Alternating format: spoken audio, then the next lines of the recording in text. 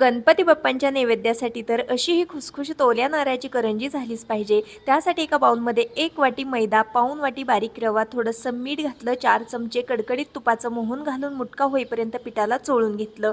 पाव वाटी पाण्यामध्ये कणिक अगदी घट्टसर मौसर मळून अर्ध्या तासासाठी झाकून ठेवली। सारण बनवण्यासाठी 1 चमचा साजूक तुपामध्ये 2 वाटी खोवलेला ओला नारळ परतून त्यामध्ये 1 वाटी चिरलेला गूळ, जायफळ पूड, वेलची पूड घालून हे सारण बनवून घेतलं। भिजवून घेतलेली कणिक थोडी थोडी करून मिक्सरला बारीक केली, त्यामुळे याचा पटकन गोळा तयार होतो। छोटासा गोळा तोडून घेतला, तेल, तूप किंवा पीठ न लावता याला लाटून घेतलं। अगदी पातळसर अशी पारी बनवली, पारीच्या कडेने थोडंसं पाणी लावलं, त्यामुळे करंजी पटकन चिकटली जाते। यामध्ये भरपूर सारण भरलं आणि या करंजीच्या कडा आहेत त्या मिटवून घेतल्या। डेकोरेशन करता फोर्कने याला डिझाईन काढून घेतली।